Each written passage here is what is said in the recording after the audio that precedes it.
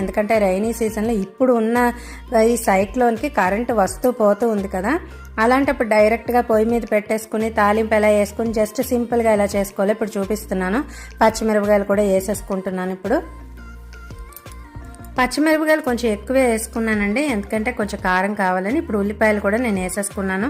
నేను పెద్ద ముక్కలే కోసుకున్నానండి. నేను చెప్తున్నాను చిన్న ముక్కలు కోసుకుందాం అని అనుకుంటూ రుబ్బేసుకుందాం అనుకుంటూ పెద్ద ముక్కలే కోసేసుకున్నాను. కాకపోతే పెద్ద ముక్కలు కోసుకున్నా సరే రుచిగానే ఉంటుంది. దీనికి చిన్న ముక్కలే కొయ్యాలి అనే ఇదేమీ లేదు. రుబ్బుకుందాం అనుకుంటే కరెంట్ ఒకటి నమ్మకం లేదు కదా, అందుకని అయితే ఉప్పు అది వేసుకుని ఇలాగే మగ్గించుకుని చేసేసుకుందామని అనుకుంటున్నాను.